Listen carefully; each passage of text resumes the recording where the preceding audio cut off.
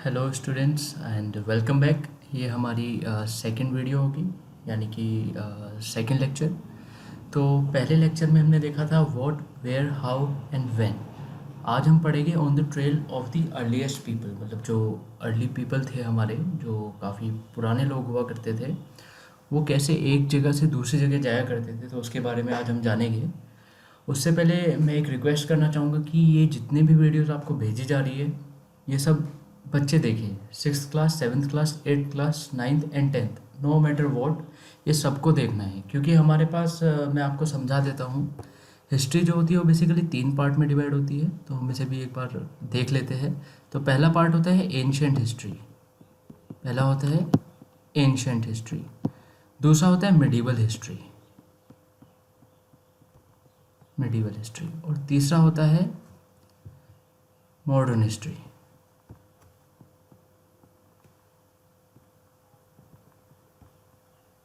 तो अभी हम एंशियंट हिस्ट्री के बारे में पढ़ रहे हैं, जो कि 6th क्लास में होगा आपका। फिर इसी को ध्यान में रखते हुए हम मिडिवल हिस्ट्री को पढ़ेंगे। जब तक आपको एंशियंट हिस्ट्री समझ नहीं आएगी, आप मिडिवल नहीं समझ पाओगे। ठीक है। तो इसलिए मैं रिक्वेस्ट करूँगा कि सभी बच्चे एंशियंट हिस्ट्री को अच्छे से पढ़ें, और आपके लिए काफ़ी महत्वपूर्ण भी होगा, और आपको एक क्लैरिटी आ जाएगी, clarity of the subject history में, कि ये काफ़ी आसान सब्जेक्ट होता है पर लोगों को इससे काफ़ी डर लगता है। तो आपको एक क्लैरिटी भी आएगी जिससे आपका डर जो है वो ख़त्म हो जाएगा। तो हम देख लेते हैं कल हमने क्या क्या देखा। तो सबसे पहले तो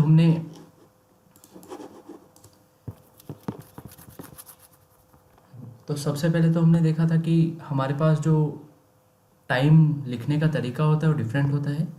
ये हम रेफरेंस पॉइंट लेते हैं, जो कि जीसस क्राइस्ट का बर्थ होता है, और एक इस साइड में टाइम होता है और एक इस साइड में टाइम होता है।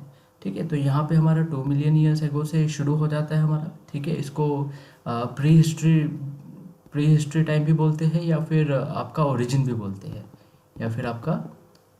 बोलते हैं, और ये साइड को हम या तो बीसी बोलते हैं या BCE बोलते हैं। ठीक है। दोनों एक ही चीज़ है, बिफोर क्राइस्ट और बिफोर कॉमन एरा। ठीक है। इस साइड को हम लोग, राइट साइड को हम लोग बोलते हैं CE या फिर AD means anno domini and CE means common era.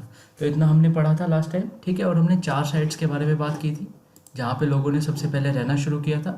तो 4 साइड्स कौन कौन सी थी हम देख लेते हैं। सबसे पहली साइड थी नर्मदा रिवर, जहाँ पे लोग हज़ारों साल तक रहे। यहाँ पे जो थे वो हंटर गैदरर्स रहते थे, जो कि गैदर करते थे फूड को, और उनकी प्लांट की जो नॉलेज थी वो काफ़ी वास्ट थी। उनको पता था कि कौन सा प्लांट पॉइजनस है और कौन सा नहीं है। उसके बाद अगर हम नॉर्थ वेस्ट में जाएंगे तो हमें सुलेमान और किरथार हिल्स मिलते हैं।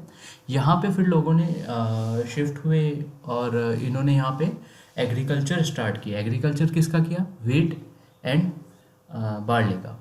उसके बाद हम जाते हैं नॉर्थ ईस्ट साइड या ईस्ट साइड, वहाँ पे गारो हिल्स होती है। ठीक है। गारो हिल्स में जो एग्रीकल्चर स्टार्ट हुआ था हमारा, उसका डेवलपमेंट हुआ, यानी लाइक इरिगेशन सिस्टम बेटर हुआ, कि कैसे क्रॉप्स उगानी है, साइकिल में कैसे उगानी क्रॉप्स को, वो सब स्टार्ट हुआ। उसके बाद हमने देखा था जो राइस फर्स्ट ग्रो हुए, जो राइस वो नॉर्थ में हुए, नॉर्थ ऑफ विंध्यास। यहाँ पे विंध्यास है आपका, इसके नॉर्थ में आपका राइस का ग्रो होना शुरू हुआ। ठीक है। तो उसके बाद हमने देखा था कि लोग ट्रैवलिंग क्यों करते थे।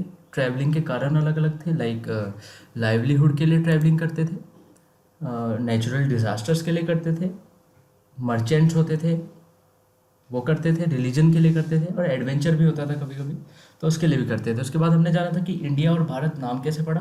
तो इंडिया के लिए ईरानियंस और ग्रीक्स जो आए थे हमारे नॉर्थ वेस्ट से, तो उन्होंने कहा कि इंडस नदी, जो कि इंडस रिवर है, उसके ईस्ट में जो लोग या जो लैंड है उसको हम बोलते हैं इंडिया।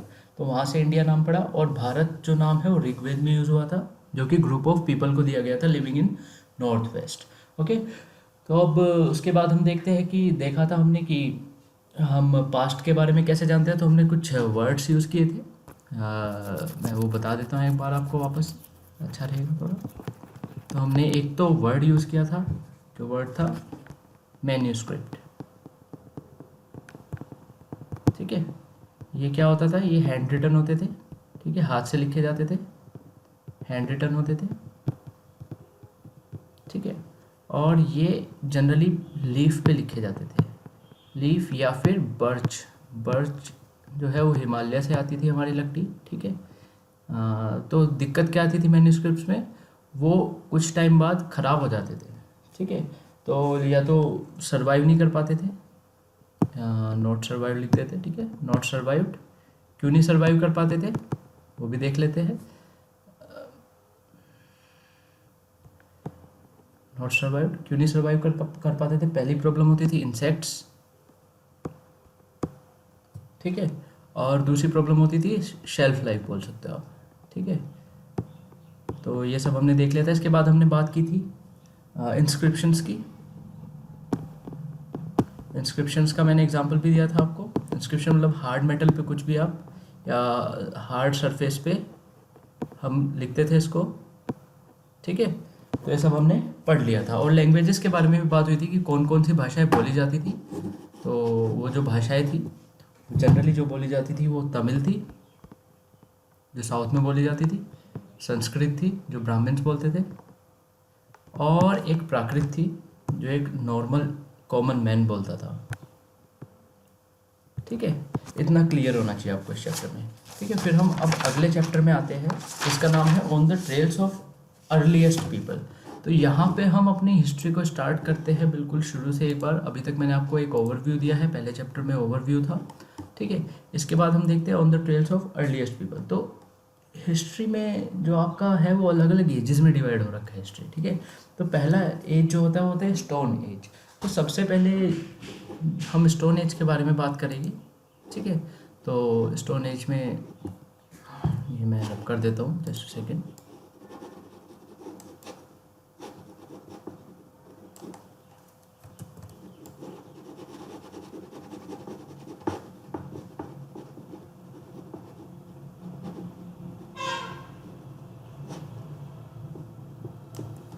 तो हम फिर से टाइमलाइन पे पढ़ेंगे, हम पूरी हिस्ट्री को टाइमलाइन के साथ ही पढ़ेंगे, और आपको भी मैं रिकमेंड करूँगा कि टाइमलाइन के साथ ही आप हिस्ट्री को पढ़ें। तो हमने कहा ये 0 रेफरेंस लाइन है, और यहाँ पे 0 रेफरेंस पॉइंट है। यहाँ पे आज की जो डेट है सपोज करो 2020 है, ठीक है। और जो हम स्टार्ट करते हैं 2 मिलियन से स्टार्ट करते हैं, जो कि ओरिजिन है हमारा, ठीक है, ओरिजिन है, ठीक है। और यहाँ से स्टार्ट करते करते अगर आप आगे जाओगे और यहाँ तक, जो कि होगा आपका 10,000 BCE, 10,000 BCE मतलब 2 मिलियन से लेके 10,000 BCE तक हमारा चलता है पैलियोलिथिक स्टोन एज, ठीक है। फिर 10,000 से लेके 8,000 तक हमारा चलता है मेसोलिथिक, और फिर 3,000 तक, 8,000 से 3,000 तक हमारा चलता है नियोलिथिक। क्या चलता है? Neolithic, NEOLI, Neolithic. तो इतनी चीज़ आपको याद रखनी है। तो अब मैं आपको बता देता हूँ कि है क्या पैलियोलिथिक, मेसोलिथिक, नियोलिथिक। काफ़ी नया वर्ड लग रहा है, राइट। तो हमारा इस टोटल को हम जो 2 मिलियन से लेके 3,000 BCE तक का पीरियड है उसको हम बोलते हैं स्टोन एज, उसको हम बोलते हैं स्टोन एज। स्टोन एज क्यों बोला जाता था? क्योंकि इस टाइम पे लोग स्टोन्स का ज़्यादा यूज़ करते थे, मेटल्स के बारे में उनको नॉलेज नहीं थी। तो स्टोन एज 3 पार्ट में डिवाइडेड है। एक हो गया पैलियोलिथिक,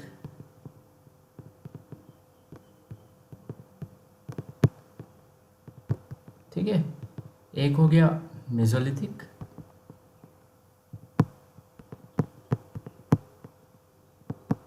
और एक हो गया नियोलिथिक।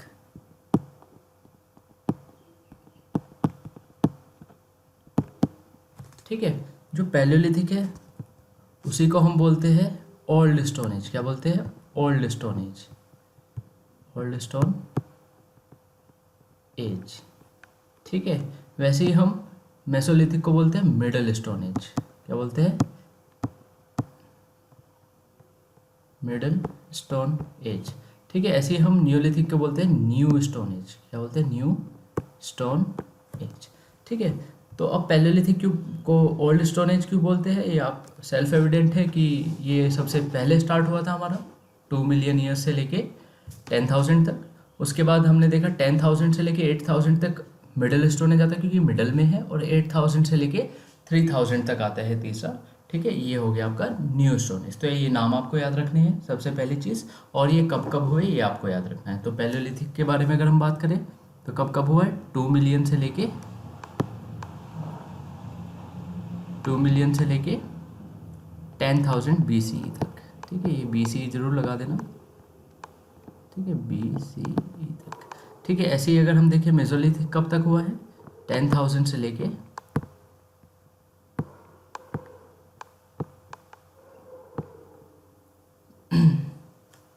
8,000 तक। ठीक है, उसके बाद अगर हम देखते हैं तो न्यू स्टोन एज के बारे में, तो वो हुआ है 8,000 से लेके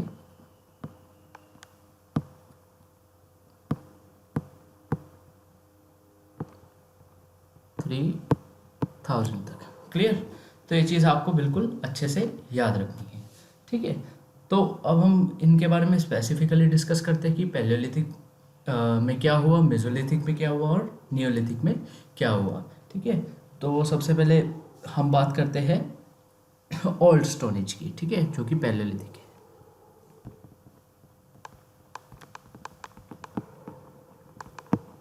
ठीक है, तो पैलेयोलिथिक को भी हम 3 पार्ट में डिवाइड कर सकते हैं, अपर, मिडल एंड लोअर। ठीक है, तो कहा जाता है कि ये जो पैलेयोलिथिक एज होती है यही हमारी 99% ऑफ ह्यूमन हिस्ट्री होती है। ह्यूमन हिस्ट्री जो है हमारी वो यही है, 99% ह्यूमन हिस्ट्री पैलेयोलिथिक एज में ही हुई है। लेकिन इतने पुराने एविडेंस या इतने पुराने जो इंस्क्रिप्शंस है या फिर आपका मैन्यूस्क्रिप्ट्स है वो हमारे पास मौजूद नहीं है, क्योंकि वो सब ख़राब हो चुके हैं या उस टाइम पे लोगों को लिखना नहीं आता था। काफ़ी जो टेक्नोलॉजी थी वो काफ़ी एडवांस नहीं थी, बिल्कुल भी एडवांस नहीं थी। ठीक है, तो इसलिए हम कह सकते हैं कि 99% ह्यूमन हिस्ट्री यहाँ हुई है, लेकिन हमें उसके बारे में पता नहीं है। ठीक है, तो सबसे पहले हम बात करते हैं कि जब पैलेयोलिथिक एज में लोग हुआ करते थे, पैलेयोलिथिक एज में जो लोग हुआ करते थे वो किस टाइप के टूल्स का यूज़ किया करते थे, किस टाइप के टूल्स का यूज़ किया करते थे। ठीक है, तो वो जनरली स्टोन के टूल्स का यूज़ किया करते थे। किसका? स्टोन्स के टूल्स। किसके टूल्स होते थे? स्टोन्स के टूल। ठीक है, और स्टोन्स जो थे वो बिग स्टोन्स होते थे। कैसे स्टोन्स होते थे? Big stones. ठीक है, बिग स्टोन्स होते थे। ठीक है, और अगर आप देखो तो इसी टाइम पे कभी उन्होंने आग जलाने की शुरुआत की थी, फायर भी तभी हुआ था। ठीक है, उसके बारे में भी हम आज डिस्कस करेंगे। ठीक है, उसके बाद हम आते हैं मेसोलिथिक, जो कि मिडल है।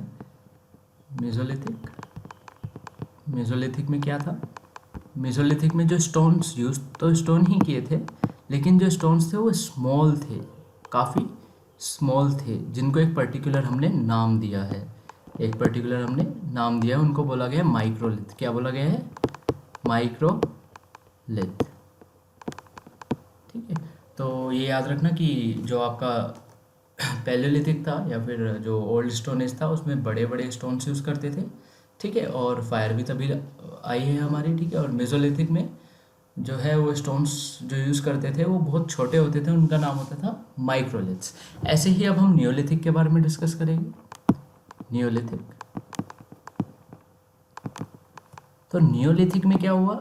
नियोलिथिक में डेवलपमेंट हुआ एग्रीकल्चर का। नियोलिथिक में डेवलपमेंट हुआ ऑफ एग्रीकल्चर।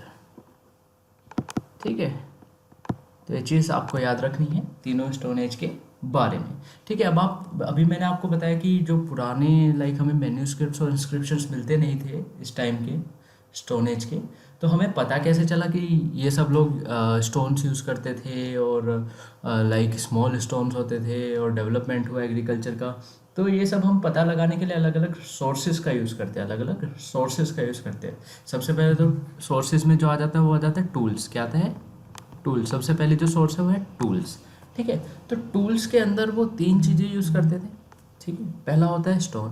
क्या होता है? स्टोन, क्योंकि स्टोन एज नाम ही है तो ऑब्वियस है स्टोन तो यूज़ होता ही होगा, है ना। दूसरा था वुड। दूसरा था वुड। अब मैंने आपको बताया फायर उन्होंने डिस्कवर किया, तो मतलब फायर कहीं ना कहीं फ्यूल तो चाहिएगा उसको बर्न होने के लिए ना, तो वुड एज अ फ्यूल भी यूज़ होता था। ठीक है, फिर तीसरी चीज़ होती थी बोन्स। बोन्स। अब एक चीज़ और भी है, बोन्स मतलब खाते होगे कुछ, है ना, तभी हमें बोन्स मिले हैं। ठीक है, तो स्टोन्स क्यों यूज़ करते थे वो? Stones as a tool use करते थे, मैंने अभी आपको बताया था ना, एज अ टूल यूज़ करते थे मारने के लिए, हंटिंग करने के लिए एनिमल्स की। ठीक है, और वुड, वुड क्यों यूज़ करते थे? मे बी फायर के लिए कर सकते होगे, है ना, मे बी हट्स बनाते होगे, झोपड़ियाँ बनाते होगे, अब रहना होगा, बारिश होती है ना, तो बचना होता है। टूल्स के लिए भी यूज़ कर सकते होगे वुड को, वुड के आगे उन्होंने स्टोन लगाया, सपोज करो वुड का एक हैंडल है, ठीक है, इसके आगे इन्होंने एक स्टोन लगा दिया ऐसे, ठीक है, तो इनका एक क्या बन गया, टूल बन गया। ठीक है, ये इससे हंट कर सकते हैं, कुछ भी कर सकते हैं ना, हंटिंग कर सकते हैं या फिर डिगिंग कर सकते हैं। ठीक है, तो ये सब आपको याद रखना है। ठीक है, बोन्स, बोन्स से हमें क्या पता चलता है, वो एनिमल्स जो होते थे वो एग्जिस्ट करते थे, एनिमल्स जो होते थे वो एग्जिस्ट करते थे, और ये लोग एज अ फूड यूज़ करते थे, एनिमल्स एज फूड। ठीक है, खाते थे उनको। ठीक है, तो ये चीज़ हमें पता चलती है। ठीक है, अब हंट क्या क्या करते थे वो, ठीक है, किससे करते थे हमने देख लिया, है ना। अब देखते हैं हम हंट क्या क्या करते थे। हंटिंग में उनका जनरली जो होता था, हंटिंग में जनरली क्या क्या होता था उनका, सबसे पहली चीज़ तो होती थी वाइल्ड एनिमल्स। वाइल्ड एनिमल्स, सबसे पहली चीज़ किसको हंट करते थे वो? वाइल्ड एनिमल्स, मतलब जो जंगली जानवर होते हैं। उस टाइम पे टेमिंग नहीं होती थी एनिमल्स की, है ना, और डोमेस्टिकेशन भी नहीं था एनिमल्स का, तो इसलिए वाइल्ड ही होते थे एनिमल्स, है ना। फिशेस को मारते थे वो, फिशेस खाते थे। ठीक है, वो आसान था कैच करना उनको, मतलब उतना भी आसान नहीं था, पर हाँ कंपैरेटिवली। ठीक है, और अगली चीज़ थी आपकी बर्ड्स, बर्ड्स को भी वो खाते थे, मतलब जो भी मिल जाता था वो खा लेते थे in the form of meat. ठीक है, तो बर्ड हो जाता था। ठीक है, और वो साथ साथ गैदरिंग भी करते थे, हंटिंग तो करते ही थे, वो गैदर भी करते थे, गैदर भी करते थे। तो एक स्पेशल नाम आ जाता है जिनको हम बोलते हैं हंटर गैदरर। क्या बोलते हैं? Hunter gatherer. हंटर गैदरर मतलब एक ऐसे टाइप के आदमी होते थे, वो ऐसे टाइप के इंसान होते थे जो हंटिंग भी करते थे और साथ साथ गैदरिंग भी करते थे। ठीक है, गैदरिंग मैंने आपको बताया था पहले, नर्मदा जो रिवर थी वहाँ पे कौन रहते थे? बहुत ही बड़े स्किल्ड, जो कह सकते हो स्किल्ड गैदरर्स रहा करते थे। ठीक है, जो गैदर करते थे, तो क्या क्या गैदर करते थे ये लोग? फ्रूट्स, ठीक है, फ्रूट्स गैदर करते थे, नट्स गैदर करते थे, है ना, सीड्स, लीव्स। अब आप कहोगे लीव्स क्यों गैदर करते होगे, है ना, तो मे बी लीव्स से वो फायर में हेल्प करती होगी, उनकी सूखी पत्तियाँ कितनी जल्दी जलती है ना। तो ये सब इस तरीके से हमें एनसीईआरटी को पढ़ना होता है, या कोई भी बुक हो, कि क्यों यूज़ करते होगे वो। ठीक है, ऐसा आपको कभी देगा नहीं कि लीव्स क्यों यूज़ करते थे, आपको खुद ही एक एजम्पशन करनी पड़ेगी, या फिर उससे आपको एक आंसर पे पहुंचना पड़ेगा। ठीक है, तो इससे हमें एक चीज़ और पता चलती है, मैंने पहले भी बताया था आपको, कि जो उनका जो नॉलेज थी प्लांट लाइफ के बारे में, नॉलेज थी प्लांट लाइफ के बारे में, वो काफ़ी अच्छी थी, काफ़ी अच्छी नॉलेज थी प्लांट लाइफ के बारे में। ठीक है, क्योंकि वो पॉइजनस चीज़ें नहीं इकट्ठा करते थे कभी भी, वो पॉइजनस चीज़ें कभी भी इकट्ठा नहीं करते थे। ठीक है, तो एक चीज़ यहाँ पे काफ़ी ध्यान करने की है, आपने देखा होगा पुराने जो एनिमल्स होते थे वो काफ़ी बड़े बड़े होते थे, है ना, डायनासोर्स भी हुआ करते थे कभी बहुत पहले। ठीक है, तो फिर धीरे धीरे साइज छोटा होता जा रहा है एनिमल्स का, है ना। तो इससे ये पता लगता है कि पहले टाइम पे जब हंटिंग करा करते थे तो एनिमल्स जो थे वो बहुत स्ट्रॉन्ग हुआ करते थे। एनिमल्स जो हुआ करते थे उस टाइम पे वो बहुत स्ट्रॉन्ग हुआ करते थे, वेरी स्ट्रॉन्ग। ठीक है, वेरी स्ट्रॉन्ग। ठीक है, अब उनको मारना इज़ अ बिग टास्क, है ना, तो इसका मतलब जो इंसान हुआ करते थे वो भी काफ़ी स्ट्रॉन्ग हुआ करते थे। ठीक है, तो आगे बढ़ते हैं। अब हमने इतना तो देख लिया कि वो खाते क्या थे, है ना, और आपका हंटिंग कैसे करते थे। ठीक है, और कौन कौन से स्टोन एजेस हुआ करती थी हमारी। अब वो रहते कहाँ थे इसके बारे में भी हम जान लेते हैं थोड़ा। ठीक है, तो कोई सुटेबल उनका रहने का जगह नहीं थी। ठीक है, तो जहाँ पे वो रहते थे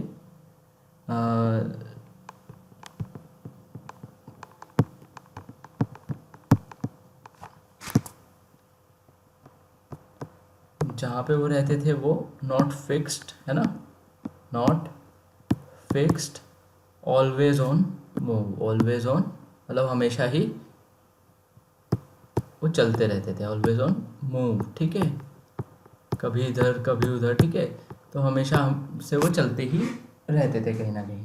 ठीक है, तो अब इसके बाद देखते हैं हम कि वो मूव क्यों करते थे, ऑलवेज ऑन मूव क्यों रहते थे वो। ठीक है, तो इसके लिए हम कह सकते हैं कि उनकी जो रिसोर्सेज थी, रिसोर्सेज मतलब सपोज करो वो लोग एनिमल्स खाते थे, तो उनकी रिसोर्सेज एग्जॉस्ट हो गई होगी। एग्जॉस्ट मतलब ख़त्म हो गई होगी उनकी रिसोर्सेज, उन्होंने सब खा लिया, सबको मार दिया। ठीक है, तो वहाँ के एरिया की जो रिसोर्सेज थी वो ख़त्म होगी, तो अब उन्हें नई जगह माइग्रेट करना पड़ेगा।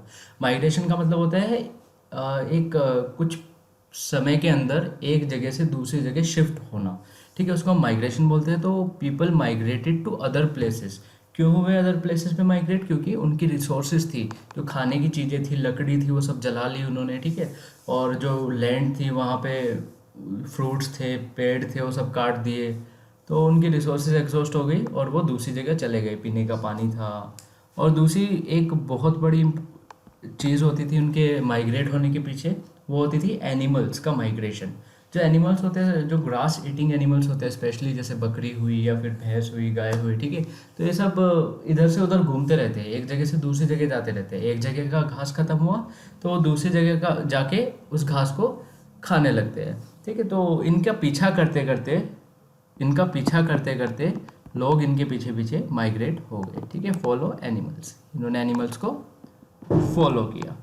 और उसके बाद हम बात करते हैं कुछ साइट्स के बारे में। हमने पहले कुछ साइट्स देखी थी, 4 साइट्स के बारे में डिस्कस किया था।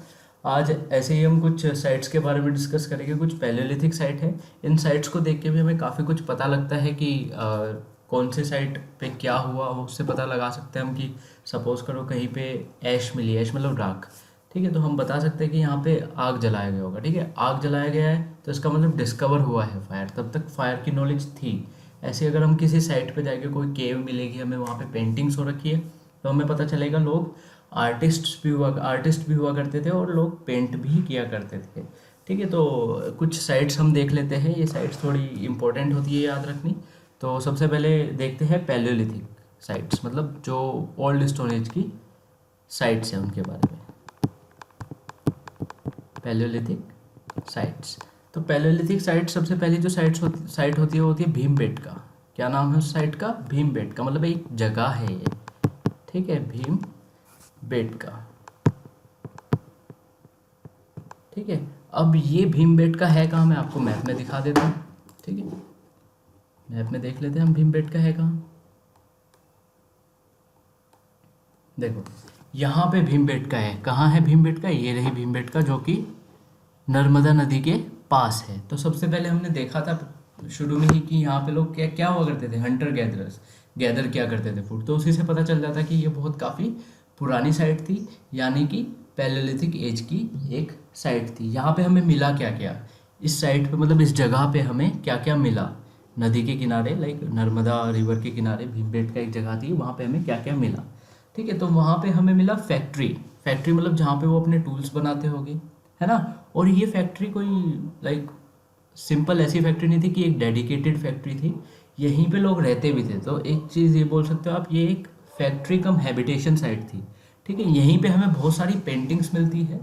पेंटिंग्स में काफ़ी अलग अलग टाइप के डिज़ाइंस हुआ करते थे, वो मैं डिस्कस नहीं करूँगा, काफ़ी डिटेल में हो जाएगा। आपकी क्लास के लिए भी इतना ही काफ़ी है। बस याद रखना कि यहाँ पे आपको एक फैक्ट्री कम हैबिटेशन साइट मिली, दूसरा आपको पेंटिंग्स मिली। ठीक है, दूसरी साइट के बारे में अगर हम बात करें तो ये है यहाँ पे कुरनूल केव्स, जो कि आपका डेक्कन रीजन में पड़ती है। इसको हम डेक्कन रीजन बोलते हैं पार्ट को।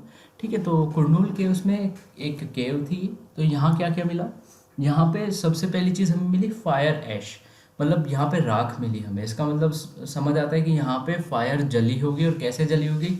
जो एजम्पशंस है वो ये है कि लाइक स्टोन्स होते थे, वो स्टोन से स्टोन को तोड़ते थे, स्टोन से स्टोन को धारदार बनाते थे, जिससे उनका एक वेपन बनाया जाए।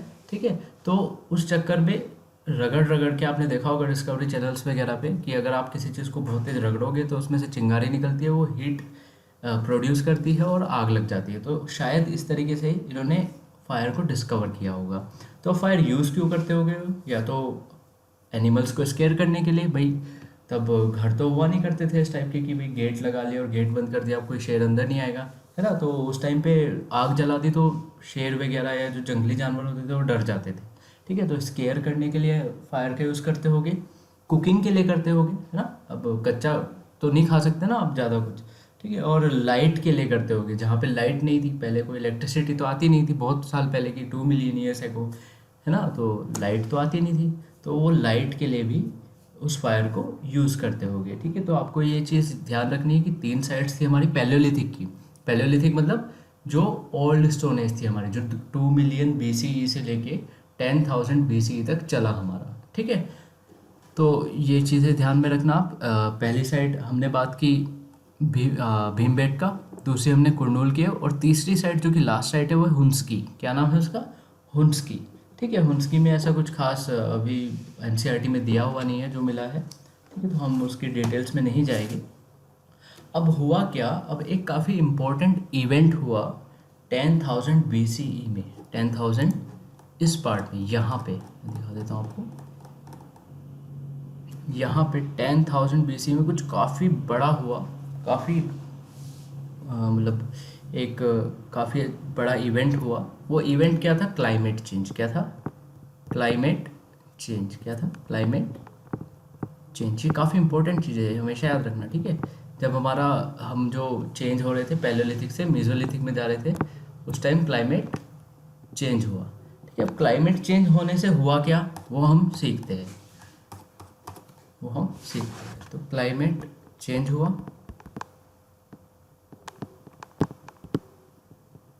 क्लाइमेट चेंज होने की वजह से थोड़ा गर्म हुआ, ठीक है। पहले ठंडा हुआ करता था काफ़ी, फिर थोड़ा गर्म हुआ।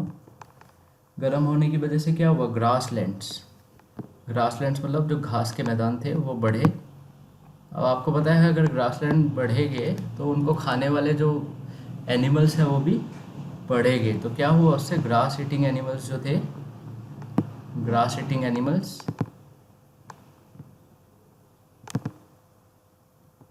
वो बढ़े, है ना। ग्रासलैंड्स बढ़े, ग्रास ईटिंग एनिमल्स बढ़े। ग्रास ईटिंग एनिमल्स बढ़ने की वजह से क्या होगा? पीपल जो थे उन्होंने उनको फॉलो किया कि भाई ये तो काफ़ी अच्छा सोर्स है मीट का, है ना। पीपल जो थे उन्होंने उनको फॉलो किया, पीपल जो थे उन्होंने उनको फॉलो किया, और धीरे धीरे क्या हुआ? लोगों का माइग्रेशन हो गया अलोंग विद दिस एनिमल्स, ठीक है। तो माइग्रेशन हो गया, क्लियर। तो माइग्रेशन होने की वजह से क्या हुआ? एक जगह से दूसरी जगह पे लोग चले गए। तो ये काफ़ी बड़ा इंपॉर्टेंट फैक्टर होता है, माइग्रेट कैसे हुए पीपल, ठीक है। क्लाइमेट चेंज हुआ, कब हुआ? 10,000 BCE, ठीक है।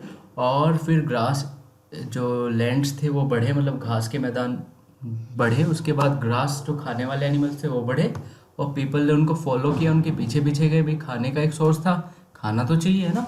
तो घास खाते खाते आगे बढ़ते रहे, और जो लोग थे उनके पीछे पीछे उनको फॉलो करते गए, और लोगों का इवेंचुअली माइग्रेशन हो गया, वो माइग्रेट हो गए, ओके। तो अब इसमें कुछ इम्पोर्टेंट चीज़ें हैं जो मैं आपको बताना चाहता हूँ।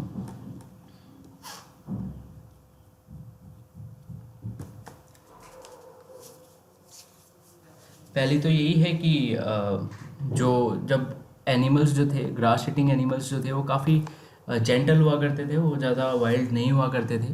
तो उनको लोगों ने पालना शुरू किया, ठीक है। उनको डोमेस्टिकेट करना शुरू किया। तो इसके बारे में भी हम अगले चैप्टर में देखेंगे। डोमेस्टिकेट करना शुरू किया। और एक बहुत इंपॉर्टेंट चीज़ अगर आप यहाँ देख रहे होगे तो पहले जो एक प्रॉब्लम आती थी बहुत ज़्यादा खाने के लिए, अगर कुछ गैदर करना है आपको, अगर कुछ गैदर करना है, सपोज करो कुछ रखना है आपको, सपोज करो आपके घर में ही है, ठीक है। आपके घर में दाल आ गई कोई, ठीक है, पल्सेस आई कुछ, ठीक है, और आपको उसको गैदर करना है, तो कहाँ रखोगे उस दाल को? एक बॉक्स में, है ना। लेकिन उस टाइम पे बॉक्स नहीं हुआ करते थे, तो ये गैदर करना बहुत बड़ा टास्क होता था। पल्सेस या जो भी खाने की चीज़ें होती थी उनको गैदर करना बहुत बड़ा टास्क होता था, और काफ़ी चीज़ें ऐसे सड़ जाती थी। लेकिन जो एनिमल्स थे आपके, है ना, वो चलते फिरते स्टोर्ड फूड था लोगों के लिए, वो चलता फिरता स्टोर्ड फूड था लोगों के लिए। इसीलिए क्या हुआ, उन्होंने उनको पालना शुरू किया, टेमिंग शुरू की, उनको सिखाना शुरू किया कि कैसे आपको, जैसे हम कुत्ते को बुलाते हो आ जाता है, पार्ले जी दिखा दो उसको, है ना। तो ऐसे ही टेमिंग करनी शुरू की और धीरे धीरे उनका डोमेस्टिकेशन किया, ठीक है, डोमेस्टिकेशन किया। और ये डोमेस्टिकेशन वाले जो डोमेस्टिकेशन जो हुआ उसमें 2-3 फ़ायदे हुए लोगों के। पहला फ़ायदा तो ये कि वो स्टोर्ड फूड था उनके लिए ना, ख़राब नहीं होगा कभी, जब तक ज़िंदा रहेगा तब तक ख़राब नहीं होगा, जब खाना होगा तब मार के हम इसको खा लेंगे, ठीक है। दूसरा था उनके एग्रीकल्चर में। अब आपने देखा होगा आजकल तो ट्रैक्टर्स होते हैं, लेकिन पहले क्या होता था, आपकी ऑक्सेस होती थी है ना, उन सब की हेल्प से आपका एग्रीकल्चर प्रैक्टिस होती थी। तो एग्रीकल्चर में काफ़ी हेल्प करते थे सब, स्टोर्ड फूड में, एग्रीकल्चर में। दूसरा, man is a social animal है ना, तो एक काफ़ी सोशल एनिमल है, उसको पसंद है उनके आसपास कोई रहे, तो वो भी एक चीज़ हुआ करती थी। लेकिन लेकिन लेकिन अब ऐसा तो नहीं आजकल आपने कुत्ता पाला घर में रख लिया, वो सेफ़ है, बाहर कोई भी एनिमल घूम रहा है घूमता रहेगा। लेकिन उस टाइम पे ऐसा नहीं होता था, वो खुले घूमते थे, तो उन्हें इन एनिमल्स को, जो डोमेस्टिकेटेड एनिमल्स है, इनको वाइल्ड एनिमल्स से बचाना होता था, वाइल्ड एनिमल्स से बचाना होता था। तो वाइल्ड एनिमल से बचाना एक बहुत बड़ा टास्क होता था, क्योंकि जो एनिमल्स होते थे वो काफ़ी ख़तरनाक होते थे पहले, आजकल तो इतने नहीं होते हैं, ठीक है। तो यही चीज़ हम इस चैप्टर में सीखते हैं कि लोगों ने कैसे माइग्रेट करना शुरू किया। मेन चीज़ तो माइग्रेशन का ही था, और हम कैसे उनके बारे में जानते हैं। तो आई होप कि आपके समझ आया होगा, और मैं फिर मिलता हूँ आपसे नेक्स्ट वीडियो में, जो कि मैं कल पोस्ट करूँगा। और एक चीज़ और बताना चाहूँगा, किसी को कोई भी अगर डाउट आ रहा है इस चैप्टर के रिगार्डिंग, या फिर जो भी वीडियोस मैं भेज रहा हूँ, या वैसे भी कोई डाउट हो अगर आपको किसी और सब्जेक्ट में भी, तो मैं ऑलरेडी अपना नंबर ग्रुप में शेयर कर चुका हूँ। तो उस नंबर पे आप मुझे व्हाट्सएप कर दो, और अगले दिन उसका जो सॉल्यूशन होगा वो वीडियो से पहले मैं आपको शुरू के 5 मिनट में सॉल्यूशंस प्रोवाइड करा दूँगा, ठीक है। Thank you.